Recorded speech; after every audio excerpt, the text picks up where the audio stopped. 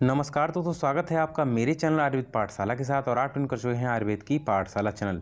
Video काफ़ी time बाद आ रहा है और कोशिश मैं करता हूं कि जल्द से जल्द ये चीज़ 300 चैप्टर ख़त्म हो पाएँ। ठीक है, मैं कोशिश करूंगा। और इससे पहले हमने आयुष्कामी अध्याय पढ़ा हुआ है। अब जो सेकंड चैप्टर अष्टांग हृदय का आ रहा है वो दिनचर्या अध्याय है। अब देखिए इसमें क्या क्या है। और मैं आपको एक विशेष सूचना बताना चाहता हूँ। काफ़ी ऐसे चैनल्स हैं जो कि इसी पीडीएफ को उन्होंने मोल्ड करके कहीं ना तो कहीं प्रस्तुत किया है, जो कि बिल्कुल वायलेट कर रहे हैं रूल्स को। क्यों? क्योंकि ये मेरे सीनियर्स के नोट हैं। तो फिर उसको क्या है कि अगर वो नहीं बंद करते हैं तो एक्शन लेना पड़ेगा उनको। अगर वो मेरी वीडियो देख रहे हो तो आप समझ जाइएगा, क्योंकि देखिए उनने मुझसे बताया हुआ है। क्योंकि अगर वो ज़्यादा एक लीगली एक्शन होगा अगर कोई भी इसका दुरुपयोग करता है। ठीक है, तो आप बात कर लीजिएगा, कोई दिक्कत नहीं है। और मैं आपको बताऊं, कोई भी अगर आपको समस्या होती है तो पूरी पीडीएफ में आपको जगह जगह पे मनोज पाटीदार सर का नंबर मिलेगा, मोबाइल नंबर मिलेगा, नाम लिखा हुआ है, उसके नीचे नंबर दिया हुआ है। तो आप चाहें तो उनसे कांटेक्ट कर सकते हैं। तो आप जितना चाहें उनसे पूछ सकते हैं, कोई दिक्कत नहीं है। और अच्छे से आप समझ सकते हैं, मुझसे भी पूछ सकते हैं। ठीक है, अब बात करते हैं दिनचर्या अध्याय की। ठीक है, अब दिनचर्या अध्याय में हम पढ़ेंगे आज। ठीक है, तो देखिए पहला जो श्लोक आ रहा है वो आ रहा है, ब्रह्मे मुहूर्त उष्ठेत उत्तिष्ठेत स्वास्थ्यो रक्षार्थ आयुषा। ठीक है, अब स्वस्थ स्त्री पुरुष को अपनी आयु की रक्षा करने के लिए प्रातःकाल ब्रह्म मुहूर्त में उठना चाहिए। ब्रह्मे मुहूर्ते उत्तिष्ठेत स्वास्थ्यो रक्षार्थम आयुषः। ठीक है, ये इसका मतलब हुआ। अब देखिए, जब हमने प्रातःकाल हम ब्रह्म मुहूर्त में उठ गए। ठीक है, अब देखिए दंत धावन करने की विधि। दंत धावन करने की विधि क्या है? देखिए दंत धावन के अगले भाग को दांतों से चबाकर। ठीक है, ऐसा है जैसे दंत धावन, जैसा आप दातून जानते हैं ना, दंतवन।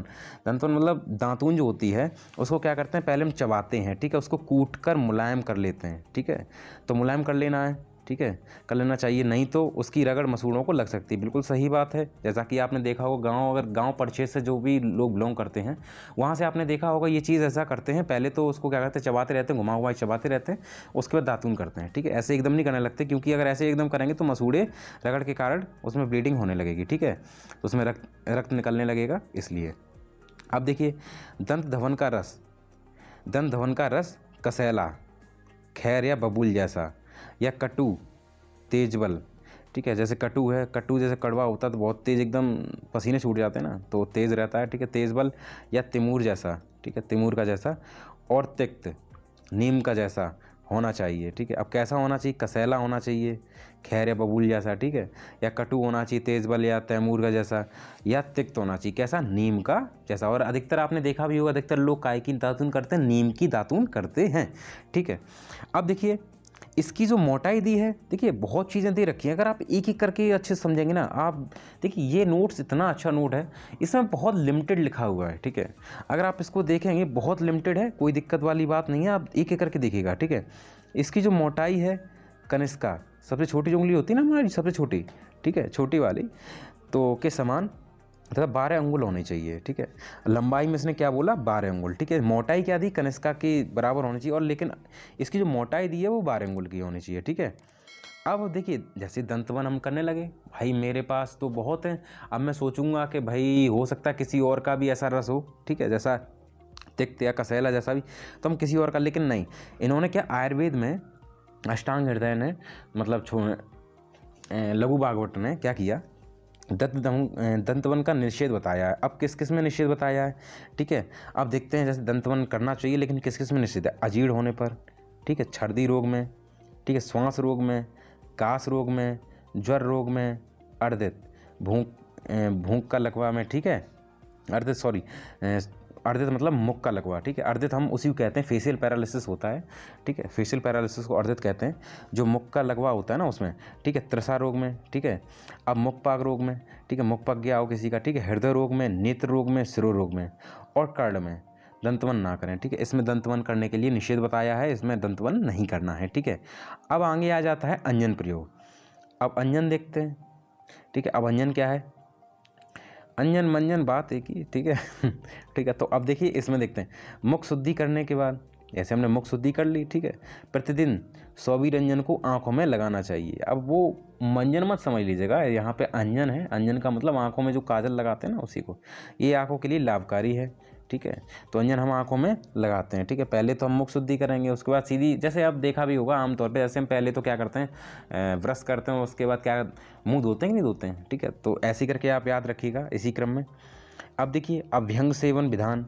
अभ्यंग सेवन क्या है, प्रतिदिन अभ्यंग मालिश करना है, ठीक है, क्योंकि वह जरा मतलब उम्र, श्रम तथा वातज रोगों को नष्ट करता है, ठीक है। तो दृष्टि को स्वच्छ रखता है, ठीक है, देखने में बढ़िया मतलब दिखाएं, मतलब जो नेत्र होती है तेज बल बढ़ाता है नेत्र में, ठीक है, और शरीर को पुष्ट करता है और आयु को बढ़ाता है, ठीक है। तो अब देखिए अगर जैसे जो काफ़ी लोग आपने देखे होंगे जो कुश्ती वुश्ती लड़ते हैं, तो उसमें देखा होगा वो प्रतिदिन अपने शरीर की मालिश करवाते हैं, ठीक है, जैसे भी किसी भी तेल से, ठीक है। तो अभ्यंग कराते हैं, जैसा कि आपको भी करना चाहिए, हमको भी करना चाहिए, सभी को करना चाहिए, ठीक है। तो इससे कि बहुत जल्दी आपको बहुत वैसी एज नहीं आएगी, ओल्ड एज नहीं आएगी, ठीक है, श्रम में कोई दिक्कत नहीं होगी और वातज रोग भी नहीं होंगे, ठीक है। अब देखिए व्यायाम का विधान बताया, व्यायाम का विधान क्या क्या बताया पूरा देखते हैं एक एक करके। अब देखिए व्यायाम करने से कार्य करने की शक्ति बढ़ती है, व्यायाम जितना ज़्यादा करते हैं उतना ही कार्य हम लोग ज़्यादा कर पाते हैं, ठीक है। जठराग्नि व पाचाग्नि प्रदीप्त होती है। अब आपने देखा होगा जैसे अगर हम लोग बैठे रहते हैं तो फिर हमारी जो अग्नि है वो मंद हो जाती है, ठीक है, लेकिन अगर काम करते रहते हैं तो मंद नहीं होती है। इस चीज़ को आपने काफ़ी बार देखा होगा, जब आप फ्रेश होने जाते हैं तो अगर बैठे रहते हैं तो फिर पेट साफ नहीं होता, ऐसा कुछ है ना, तो उसी को वहीं से समझिएगा, ठीक है। तो जठराग्नि व पाचाग्नि को प्रदीप करती है व्यायाम के करने से, ठीक है। मेद स्थूलता का क्षय होता है, ठीक है, और मोटापा कम व मांसपेशियाँ बनती हैं बढ़ती हैं, ठीक है। अब व्यायाम का निषेध कहाँ कहाँ बताया है, वातज पित्तज रोग पीड़ित हो, तब अजीर्ण रोग हो, ठीक है, तो तब व्यायाम नहीं करना चाहिए, ठीक है। वातज पित्तज रोग से पीड़ित हो और तब अजीर्ण रोग भी हो और अजीर्ण रोग केवल हो तब भी व्यायाम नहीं करेंगे, ठीक है। अब बात करते हैं उपटन के गुण की। उपटन क्या है, जैसे हमने व्यायाम कर लिया, व्यायाम के बाद उपटन करना चाहिए, इससे कफ का नाश होता है, ठीक है। अब कफ का क्या होता है, नाश होता है, ठीक है। और ये करता क्या है, ये करता है मेदो धातु को पिघलाता है। क्या करता है, मेदो धातु को पिघलाकर उसे सुखा देता है, ठीक है। मेदो धातु क्या करता है, पिघलाकर सुखा देता है, ठीक है। आपको इसको याद कर लेना है, ठीक है। अब देखिए अंगों को स्थिर मजबूती प्रदान करता है, ठीक है। अब अंगों को क्या करता है, स्थिर और मजबूती प्रदान कर देता है, ठीक है। अब इस चीज़ को हमने देखा अभी, ठीक है। अब इसमें देखिए और त्वचा को कांति युक्त करता है, कांति मतलब चमक, जो त्वचा होती है उसमें चमक भी उत्पन्न करता है, ठीक है। इस चीज़ को भी हमें क्या करना है, ध्यान कर लेना है, ठीक है। अब देखिए इसके आगे और चलते हैं। अब इसके आगे और देख दीजिए, उपटन के हमने पूरे कोट देख लिए, व्यायाम के बाद उपटन करना चाहिए, इससे कफ का नाश होता है या मेदो धातु को पिघलाकर उसे सुखा देता है, अंगों की स्थिरता मजबूत करता है और त्वचा को कांति युक्त करता है। अब देखिए ये स्नान के गुण जो गुण है ना, ये इम्पोर्टेंट है, ठीक है, ऐसे लगा भी है और इम्पोर्टेंट है भी आता है, ठीक है। तो अब देखिए इसमें देखते हैं, इसको हटाते हैं। अब देखिए इसको देखते हैं, दीपनम ब्रसम आयुष्यम, ठीक है, स्नान मूर्जा बलप्रदम, कंडुमल श्रम श्वेत तंद्रा तंगदाह उपमामजिता, ठीक है, अष्टांग हृदय, दूसरा चैप्टर 16वां श्लोक है। देखिए स्नान करने से जठराग्नि प्रदीप्त होती है, यह वृक्ष वीरवर्धक है, आयु को बढ़ाता है, उत्साह शक्ति बल को बढ़ाता है, कंडू खुजली को बढ़ाता है, मल त्वचा का जो मैल होता है, ठीक है, उसको भी ख़त्म करता है, थकावट ख़त्म करता है, पसीना और प्यास, ठीक है, दाह जलन होती है उसको भी ख़त्म करता है, पाप रोगों का नाश करता है, ठीक है।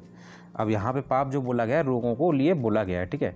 अब देखिए जब भी आपने देखा होगा, जब आप स्नान करते हैं तो अपनी जठराग्नि प्रदीप्त हो जाती है और आपको भूख बहुत तेज लगती है। आप इसको अनुभव कीजिएगा तो आप एक एक चीज़ समझ पाएंगे, ठीक है। और यह वृक्ष वीरवर्धक होता है, ठीक है, आयु को भी बढ़ाता है, उत्साह शक्ति तथा बल को बढ़ाता है, कंडू खुजली को ख़त्म कर देता है, ठीक है, कहते हैं ना नहा लो तो खुजली ख़त्म हो जाएगी, ऐसा बोलते हैं ना, इसीलिए बोलते हैं। मल ख़त्म हो जाता है, ठीक है। थकावट, जैसे थकावट कहीं से घूम फिर के आ रहे हैं तो फिर नहा लेते हैं तो फिर उतनी नींद नहीं आती है, एज़ कंपेरिजन वैसे नींद आती रहती है, ठीक है। पसीना ख़त्म हो जाता है, ठीक है। इस प्रकार से काफ़ी चीज़ें बताएंगी। स्नान के गुण आपको याद कर लेना बहुत इंपॉर्टेंट है, ठीक है। अब देखिए स्नान का निषेध, स्नान का निषेध भी बताया गया। भाई जब गुण बताया गया तो कुछ प्रॉब्लम भी होंगी ना। स्नानम अर्दित नेत्रस्य कर्ड रोग अतिशारशु आद्यमान पीनस जीर्ण भुक्त वस्तु च गर्हितम। देखिए अर्दित मुख प्रदेश का लकवा, हमने अभी बताया था, फेशियल पैरालिसिस को कहते हैं। नेत्र रोग, ठीक है, मुख रोग, कर्ण रोग, अतिसार, आदमान, अफरा या पीनस, अजीर्ण रोगों में भोजन करने के तत्काल बाद स्नान करना हानिकारक है। अब देखिए बहुत से लोगों ने आपको बताया होगा, जैसे आपने अगर खाना खा लिया है तो बताते होंगे कि खाना खाने के बाद तुरंत नहीं नहाना है। ऐसा आपने सुना होगा, आमतौर पर सुना होगा, प्राय सुना होगा, ठीक है। तो क्या करना है, खाना खाने के तुरंत बाद नहीं नहाना है, ठीक है। और जैसे अर्दित है तो नहीं नहाना है, ठीक है। और नेत्र रोग है तो नहीं नहाना है, ठीक है। मुख रोग है तब भी नहीं नहाना है, कर्ण रोग है तब भी नहीं नहाना है, अतिसार है तब भी नहीं नहाना है, आदमान है तब भी नहीं नहाना है, अपराध लग रहा है तो, ठीक है। अपीनस है तब भी नहीं नहाना है, ठीक है। और अजीर्ण रोग में भी नहीं नहाना है, ठीक है। और भोजन करने तत्काल बाद स्नान हानिकारक बताया, इस तरीके से इसको हम याद रखेंगे। अब देखिए पाप कर्मों का त्याग। अब देखिए पाप कर्मों का त्याग क्या है, हिंसा है, स्तेय है, अन्यदकाय है, विषुणता है, पुरुष वाक्य है, अनर्थ है, सन्नभी अलाप है, व्यापाद है, अविद्या है, द्रव्य विपर्य है, ठीक है। इस प्रकार से है। अब देखिए व्यायाम के विधान क्या क्या हैं, ये बहुत इंपॉर्टेंट है, बहुत इंपॉर्टेंट है, ठीक है। इसको याद कर लीजिए, आता ही आता है, ठीक है। लाघवम कर्म सामर्थ्यम, दीप्तो अग्निमेत्सा क्षय, विभक्त धन गात्रत्वम, व्यायाम आदुपजायते, ठीक है। इस प्रकार से अब देखिए व्यायाम करने के कार्य करने की शक्ति बढ़ती है, ठीक है। जैसे व्यायाम करेंगे उतना ही कार्य करने की शक्ति बढ़ेगी भाई। पहले जैसे मान लीजिए पहले दिन हम उठा रहे हैं 5 किलो, ठीक है, उसके बाद उठा रहे हैं 10 किलो, ठीक है, धीरे धीरे करके एफिशिएंसी बढ़ती चली जाती है ना। तो देखिए जठराग्नि और पाचाग्नि भी प्रदीप्त होती है, ठीक है।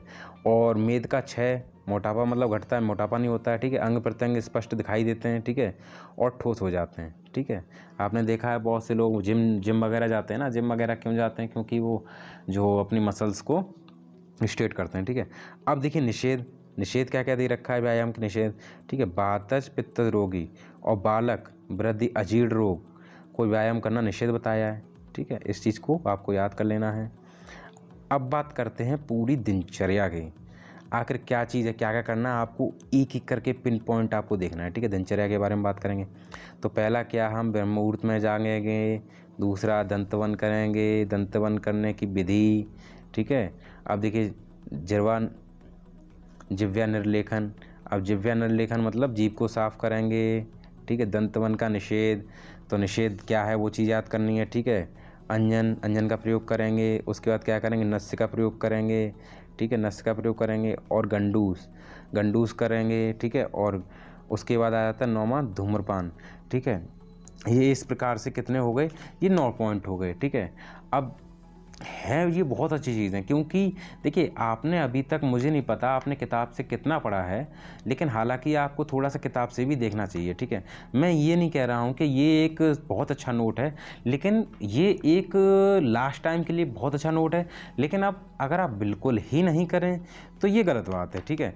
तो इसी प्रकार से इसको चीज़ को बिल्कुल याद रखिएगा, ठीक है। अब देखिए अब मैं बता दूँ आपको, एक चीज़ आती गंडूस और कवल, एक चीज़ आती क्या गंडूस और कवल, पूछा जाता है, इम्पोर्टेंट, ठीक है, इम्पोर्टेंट है, इसलिए मैं बता देता हूँ यहाँ पे। देखिए जो गंडूस होता है वो ऐसी प्रक्रिया होती है, जैसे अब एक काम करते हैं, इसमें करते क्या हैं, इसमें मुख में इतना द्रव भर लेते हैं कि मुख में दाएं बाएं घुमा नहीं सकते उसको। ऐसे हम लोग देखते हैं ना, खाना खाते हैं तो जब खाना खाते हैं पानी को एकदम फचर मारते हैं ना अंदर की तरफ, बहुत तेज़ एकदम मूवमेंट उसका करते हैं ना पानी का, जिससे कि गंदगी है सब इधर से उधर निकल जाए, या कहीं खाना फंसा रह गया है तो उसको निकल जाए, ठीक है। उसको क्या कहते हैं, कवल। और गंडूस को क्या कहते हैं, इतना पानी भर लें कि मुँह चल ही ना पाए, दाएँ बाएँ चल ना पाए, तो उसको क्या कहेंगे, गंडूस। और वैसे को कवल, ठीक है। इस चीज़ को याद कर लीजिएगा। अब देखिए तो इस चीज़ को आपने याद कर लिया होगा, आई होप सो। अब देखिए अब देखते हैं आगे 10वां तांबूल सेवन, ठीक है। अब तांबूल सेवन करेंगे और अभ्यंग सेवन विधान करेंगे, व्यायाम करेंगे, उपटन लगाएंगे, स्नान के गुण देखेंगे, ठीक है। और लास्ट में भोजन करेंगे। इस प्रकार से ये चैप्टर था, जो कि हमारा दिनचर्या चैप्टर था। तो काफ़ी कोशिश की है मैंने अच्छे से समझाने की। तो अगर कोई बात नहीं समझ में आई है तो आप कमेंट बॉक्स में पूछ सकते हैं, और व्हाट्सएप से आप पूछ सकते हैं, जैसे भी चाहें आप, जिस भी माध्यम से पूछना चाहें पूछ सकते हैं। तो आई होप सो आपको आज का वीडियो अच्छा लगा होगा। वीडियो अच्छा लगा प्लीज़ लाइक करिए, कमेंट करिए, दूसरा शेयर करिए, आगे ग्रुप में शेयर करिएगा। और काफ़ी ग्रुप्स में फैलाइएगा, ठीक है। जो फर्स्ट ईयर के स्टूडेंट्स हैं उसके पास फैलाइएगा, जिससे कि उनको इस चीज़ से बिल्कुल समझ में आए और कोई प्रॉब्लम उनको ना हो। और अगर आप मेरे चैनल पर नए हैं, चैनल को सब्सक्राइब करके बेल आइकन दबाने पर ऑल नोटिफिकेशन जरूर क्लिक कर लीजिएगा। लेकिन देखिए, अगर आप नोटिफिकेशन तभी दबाइएगा, चैनल सब्सक्राइब तभी करिएगा अगर मेरे चैनल से आपको थोड़ी सी भी हिंट मिलती है। अगर हिंट नहीं मिलती है तो डजंट मैटर, सब्सक्राइब करने की कोई आवश्यकता नहीं है खास, ठीक है। लेकिन लाइक कर दीजिएगा अगर आपको वीडियो अच्छा लगा है, ठीक है। मिलता हूँ इसके नेक्स्ट पोर्शन में नेक्स्ट पार्ट के साथ, तब तक के लिए नमस्कार, धन्यवाद।